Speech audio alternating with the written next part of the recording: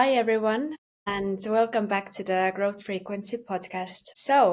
Our today's guest is Andy Hanselman. He is a business improvement expert with over 30 years of experience, and he's helping organizations become what he calls 3D businesses. Through his consulting, speaking, and practical frameworks, he empowers leaders to create real, measurable change without the jargon or complexity that often comes with traditional consulting. Andy, welcome.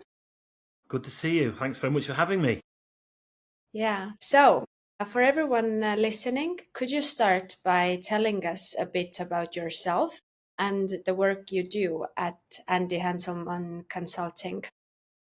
Yeah, I do like to get the bad news out of the way straight away and tell everybody I'm a management consultant. People think, oh, here's some smarty pants here to start telling them all the things they're doing wrong. And we don't do that. One of the things that I love about what I do is I get to see lots of businesses doing it really well, and it's sharing the lessons. So we talk about thinking in 3D. We've identified 7 characteristics of 3D businesses, and they are dramatically and demonstrably different. And you could argue they're common sense things, but the things we've learned over the last 30 odd years. I worked for another consultancy 30 years ago, then joined with a lady called Jill. We both left the same company, started our own business, and we primarily helped growing businesses. We found there were lots of what are called leaders who were still, everything was reliant on them. And it was how could we grow, develop the business for them and develop their people. And we grew our business to about 10 people, slightly more. I think we got to sell it 20 years ago now, and started again. Just as Andy Hanselman Consulting, Jill, who's now my wife, is in business with me, and Danielle, just 3 of us. And I do a real mix of things. So I speak at conferences. We run leadership programs. We have a network here in Sheffield where we're based.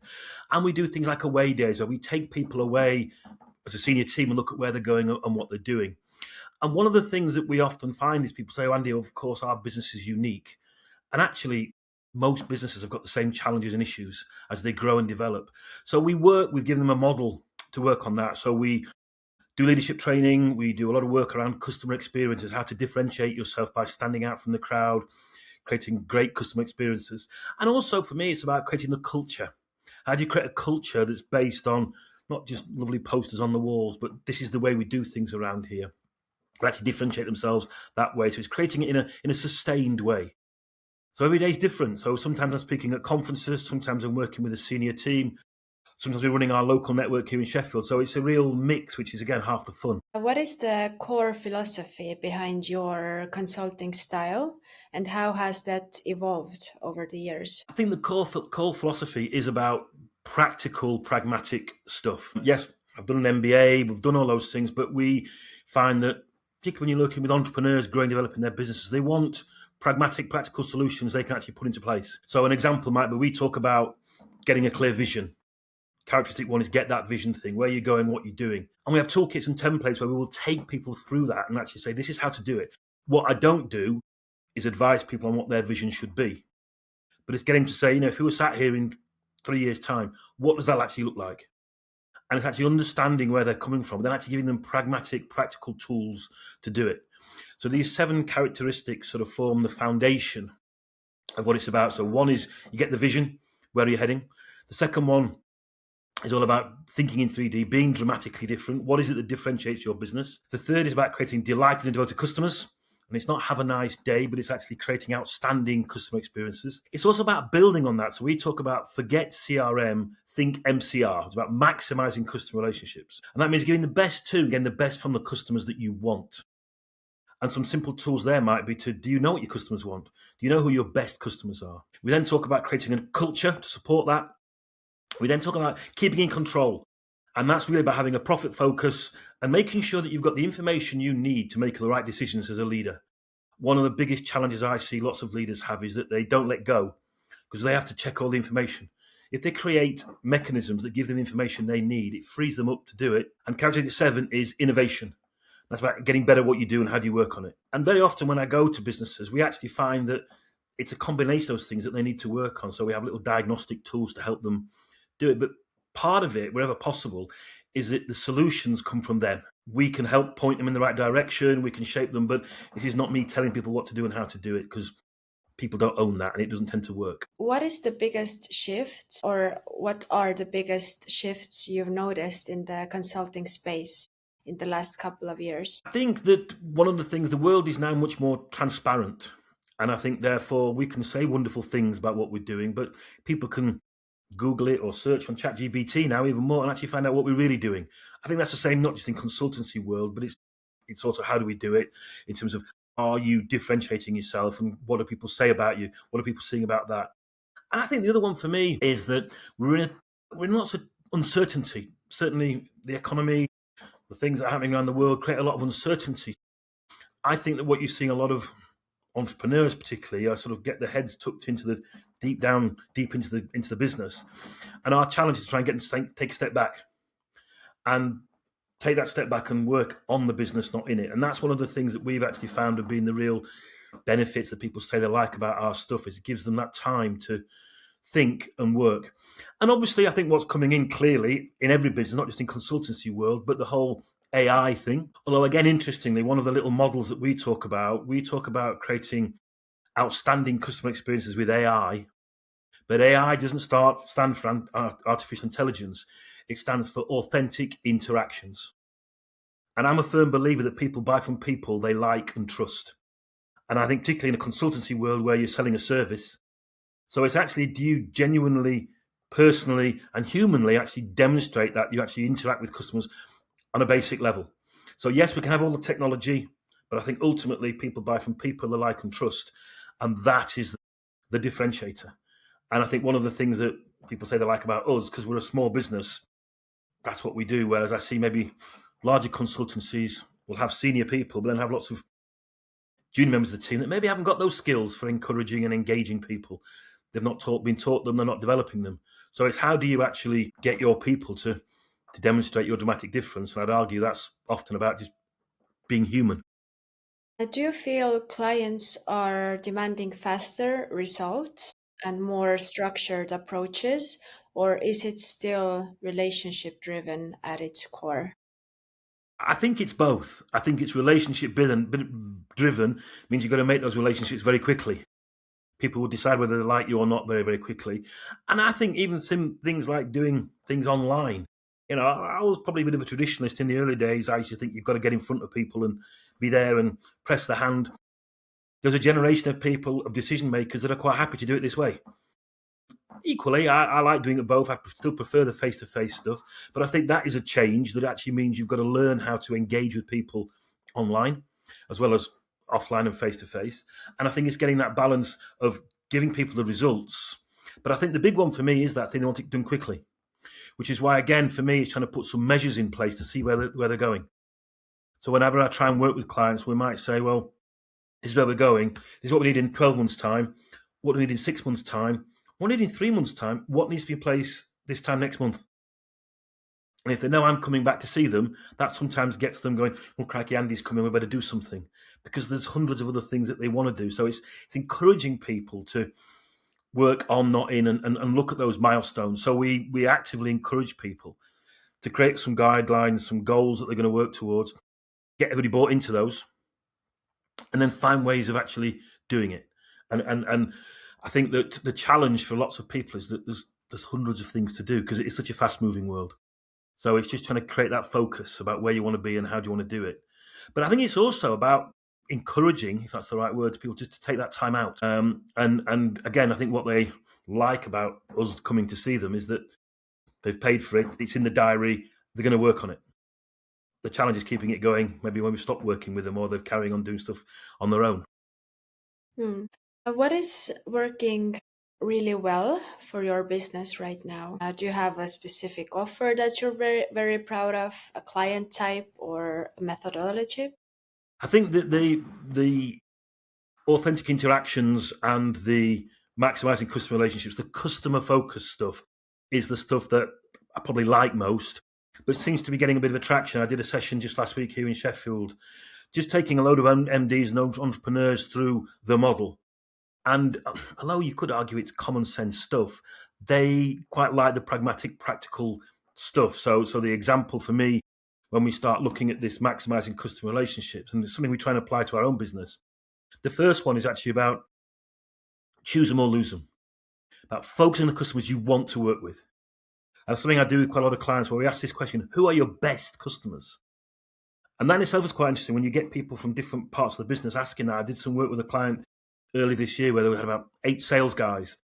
They gave me a list of these are the top customers. I said, why? Oh, they spend loads with us, Andy. And the FD said, yeah, but they never pay. And you started to realize that, it's not just about how much people spend, it's what do they like to do business with. But this whole idea of choosing or losing is a key one. And then also what we would typically do. So the second characteristic on authentic interactions is make it easy. Make it easy for me to buy from and deal with you. And I encourage people to what I call stand in their own queues. And just do things like ring up your own business and ask for yourself. Go on your own website. Just, go into ChatGPT, type in your details. What comes up? And it's just seeing how other people see it. And that can happen anywhere in the journey. The third one is then about this whole idea of show me, know me. And this to me is this whole idea of creating personalized experiences and showing customers that, so a very simple example, I went to see a client, I'd done some client care training with them, turned up 6 months later to see how things were going, arrived at their offices down in Leicestershire, and Andrew, the office junior who was behind the reception as I walked in, said, hi Andy, how are you doing? I said, I'm great, thanks. Have you had a good trip from Sheffield? I thought, yeah, I have. I thought it was quite good. She remembered I was from Sheffield. And she said, would you like a cup of coffee while you're waiting? John will be within a couple of minutes. I went, no problem at all. She says, it's black, no sugar, isn't it? I said, how do you know that? Because it's my job to know. And she'd taken that from the training, but it's just simple stuff that you give people the tools to do that. We then talk about delighting customers, which is about exceeding expectations. We then talk about dealing with disappointment. If things go wrong, how do you spot that? Excuse me, a little tool that I give my clients on this one. People say, oh, Andy, we don't get many complaints. That's not necessarily a good thing. 91% of us don't always complain when we're unhappy with something. So I think a great question to ask, one of the questions I always used to ask at the big end of our training courses was, did the training not meet or exceed your expectations? So it's not very good, very good. Did some work with a client here in Sheffield. A large organisation had been put through, their manager had been put through 6 months of training with other companies. And I was asked to go and do the last session. And I did the last session and I asked the question, did the training not meet or exceed your expectations? And one guy ticked the box that it exceeded my expectations. Why? Because it wasn't as rubbish as all the training courses sent me on in the last 6 months. To be fair, when we talked to him, I was actually very happy with it. And it's just this whole idea of asking this great question, and rather than ask that question or scores out of 10, is this: are you completely happy with what we're doing? Yes, no, why not? And even those little things that people tell you, you can sort those out, you can fix them. So I think a really tough question, but a great question to ask your customers is, are you completely happy? And if they're not, how do you deal with disappointment? The next ingredient is all about maximizing opportunities. And it's this very simple thing of actually looking at, when do customers spend with you? When do they go elsewhere? Who else could they be talking to? What are they doing to talk to you? Have you actually made sure they're aware of your full range of products, services, offers? And are you maximizing opportunities? Not pushing things at them, but just getting close to them and solving their problems. And then the last one is this whole idea of leveraging that and actually making sure that you're building on the relationships, asking for referrals, simple stuff that I think lots of people don't do. Getting feedback, getting referrals from people so that you can actually use them as an example. And then the very last one, to bring it all together, is making sure that you're doing it consistently. And we actually make sure that you've got the culture, if you've grown the business, to make that right. So there's these sort of little characteristics that we use. And I've done some podcasts on it. We're just currently writing a book all about it. We've also created, if anybody's interested, and I can give you the link, some little simple diagnostic tools so people can go on, just rate themselves against the model and just sort of sees what they need to do and how they do it. And you could argue lots of it is common sense stuff. But because people are maybe busy with their heads down, they just don't take that step back and look at what they're doing and how they're doing it. So hopefully next year there'll be a book out about it. We've got the online training programs, and it's going to be the way we're going to sort of move it all forward. That's very fascinating. But on the flip side, what is one area that feels frustrating or hard to scale or inconsistent in your work or with your business? Yeah, I guess one of the challenges is that when it comes to delivery, it's just me. We grew a business, sold it, and we've made a conscious decision we don't want to grow another one. So the key thing is just not spreading myself too thinly. And it's also about the stuff that I really want to do more of is speaking at conferences. I quite enjoy doing that. I've done lots all over the place. But if I'm honest, sort of as I get to my age now, I'd rather just try and travel and do some of those things and speak in different countries, different parts of the world on this stuff. And we've done some great stuff did a great program in Rwanda a couple of years ago. We've been to Kuwait, been to Germany, been to Amsterdam, done lots, but I want to do more. And that will be the thing for me to try and replicate what we're doing in other parts of the world. And interestingly, in the new year, we're actually off to India. And we're talking to somebody in India who's looking at trying to develop this with us for the Indian market, particularly on crafts businesses. So there are lots of opportunities, and a bit like with my clients, really, is trying to create some focus, making sure I don't spread myself too thinly, and making sure that we sort of see it through and keep researching and looking at the things that are going on. Again, I'm very lucky. I get paid to go and see how people do things well and then share that with other people. So it's fascinating part of the world to be working on at the moment, because I think there are so many changes. And I think interestingly, the AI thing creates opportunities, but it's not the magic answer. And I think hopefully my alternative to authentic interactions, using AI to help you support you do that, can help. It's not one or the other. It's making sure that you're doing both and not neither. And I think the danger for lots of businesses is that they end up doing neither, because they say they're doing artificial intelligence, but actually they're not doing it very well, and actually not being authentic in what they do and how they do it.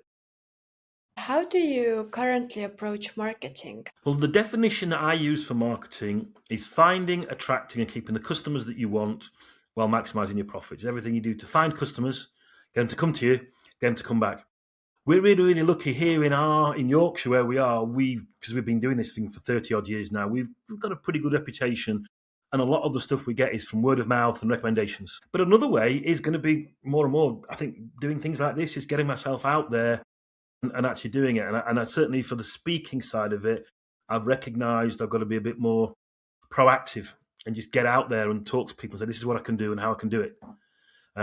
Certainly, the stuff we do around here, a lot of it is still proactive with it, but it's about proactively networking and connecting and collaborating with people, and we get lots of work that way. But I do very little, if any, advertising. I'd rather just get myself out there, let people see what I do and go, yeah, we want some of that, and doing it that way. So that is the marketing for us. It's just being out there in front of the people. And the key bit for me is the right people.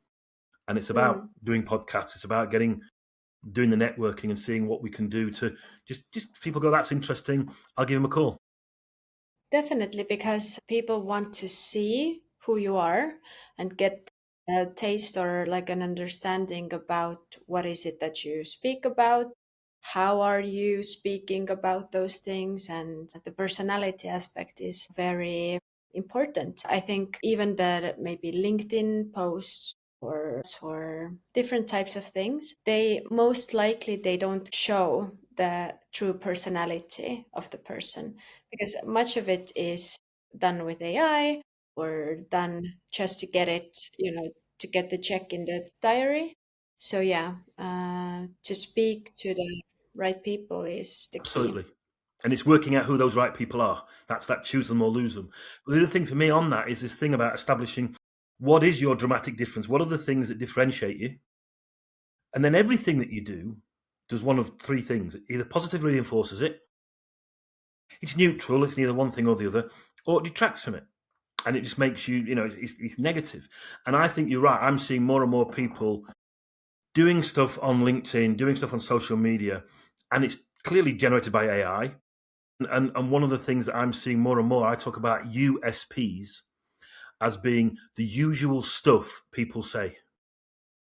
And it's not what you say, it's how you do it and how you seem to be doing it. Now, clearly, in consulting, I think you can create great case studies. But I think ultimately, in lots of cases, consulting, coaching, training, people want to see it and experience it. They want to see a video of it, or they want to come and physically have a go and see what it's like.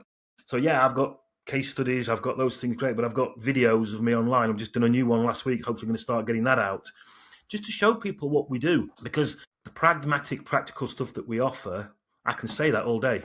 People need to see it. And I think it's the same with any coach, any consultant. How do you demonstrate your dramatic difference? And how do you make sure people see that and then buy into it. And it could be that then it's not for them. And I've found quite a few times where I go and do something, people go, "This isn't for us, Andy." Fine. I will choose the customers and clients I want to work with, and how it works for me is that we do our best work when it's people we get on with. So Mm. we're quite clear about who do we work with, who we don't work with.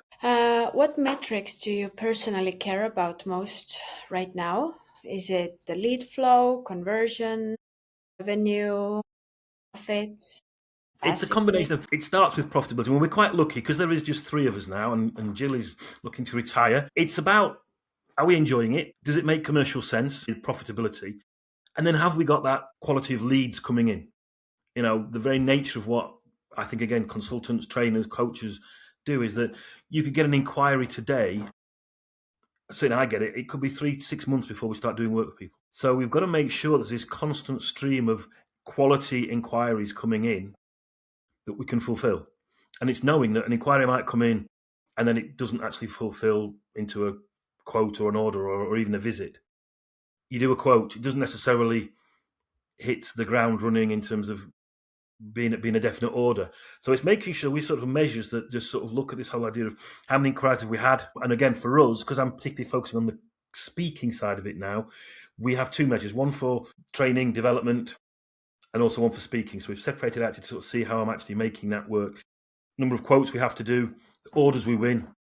And then another big one for us is client satisfaction. What percentage of customers are completely happy? And we also use Net Promoter Score. And those are our measures. And then the bottom line one is the important one, that it all makes commercial sense at the end of the day. Mm-hmm. When you think about where you want the business to be 6 or 12 months from now, what would you love to have achieved? I would like to be speaking more internationally. So I sort of try and sort of talk to people like New York rather than York, and Abu Dhabi rather than Derby. It's trying to get out there and speak in different places and build on that. And hopefully have the book available again, certainly this time next year. I'd like to think before that. So those are the core things for us. We've got some core business that we're doing here in Sheffield, which is, I would say, ticking over. It's more than that, but it's doing very well. But the whole idea of speaking internationally and getting the book out will be the key drivers for me in 2026. What does an ideal lead look like for you? So who is your ideal customer?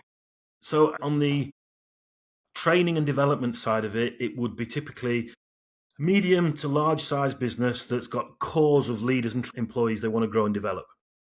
So we work with them internally to grow and develop their leaders. We take them through the characteristics of 3D leaders. But then for the speaking side of it, the core audience for me it's international leaders typically, or sales and marketing teams, where they want to look at how they improve their customer relationships, how they create better customer experiences. And again, what I'm seeing is that I go everywhere in the world, the challenges that people have got are similar. So it's how do we make sure that we're responding to our clients and customers promptly? How do we exceed their expectations? How do we keep them? And if we've got a sales team, how are they focusing on the right sort of customers? So the whole ideal customer for me is somebody who's got a large workforce, does conferences regularly, and needs people to come and refresh them, give them ideas to actually help them create a focus of what they're doing and how they're doing it. And anywhere in the world would do me. I like traveling. Okay, my next question is a bit more interesting. If your client load increased by 50% overnight, Yep. what part of your delivery process would break or need rethinking? The struggle straight away would be me not being in two places at the same time. It is me. We made that conscious decision. We grew the business, the previous business, we got to about 10, 15 people, sold that management team and started again. And we've made a conscious decision. I say we're getting on a bit. So I think what I would do, and this might sound a bit arrogant, but I would pick and choose the ones I wanted to work with. And actually, I've got other clients and I've got other contacts I could put people in touch with who might be able to do the job for them. I've got a trusted sort of group of people that I can share it with. But I think that will be the thing for me, is that I wouldn't want to stretch myself too far, because and we've certainly seen it in the past where we have stretched ourselves and you suddenly spread yourself very thinly. You can only be in one place at the same time. We have, during lockdown, we developed some online training courses, which was great. That was a really sort of helpful thing for us. We've Got a couple of some of those. We work with an agency to develop them. They just recorded them all for us. They put them on Udemy. The maximizing customer relationships one is actually a bestseller on Udemy, so it gets us out there. It's not massive revenues for us, but it's raising the profile. But I think again, trying to do stuff online, there are opportunities to do more and more of that. But going back to your question, I honestly think I would pick the ones I wanted to work with and focus on them. Good. Yeah, and do more speaking engagements as well. Yeah. Like you So that would be the mentioned. other criteria for choosing. If it's a speaking gig somewhere, I would certainly look at taking that as a preferential option. Okay, and my last question would be if you could give a piece of advice for a younger consultant or a younger coach, what would it be? What is important about this work? I'm going to give two if that's all right. One is to have a clear vision about where you want to get to and find people to help you get there. So if you see somebody in your industry, in your business that's doing it really well, partner with them, get involved with them, learn from them, get as close as you can to doing that. And then the other one is for me is about working on your dramatic difference. What is it that differentiates you? What does it make you stand out for the crowd? And make sure that you build on that, develop on that. One of the things I see great leaders do is they play to the strengths. They work out what they're not very good at, get other people to do that, work on the strengths and build on those things. And then add to that, hopefully your dramatic differences, part of it is about you get on with people, you can create the solutions, you can build relationships with people. Because ultimately that's what it's all about. People buy from people they like and trust. And if you can create authentic interactions to help them actually make that work, that to me will make you stand out in today's very, very busy, crowded world. Thank you. It was such a rich conversation. Thank you, Andy. Thank you very much. Really enjoyed it. Where can people find you? They can find me on the very imaginatively titled website, andyhanselman.com. Go on there, you'll see on there, there's bits and bobs about me. But there's also the diagnostic tools that I mentioned. They're on there, so you can access those and just have a go and see how you measure up against these things. And there's no heavy sales after it. Just work out what you need to do as a result of it. I'm on LinkedIn as well, obviously. If you don't want to contact me on LinkedIn, it's Andy Hanselman. Love to do that. And yeah, keep in touch. Yeah, thank you. Thank you for sharing your story and your experience. Yeah, I hope everyone who listened to this episode loved it as much as I did. So yeah, thank you, Andy, for coming. Cheers, Laura. It's my pleasure. Thanks very much. Keep safe.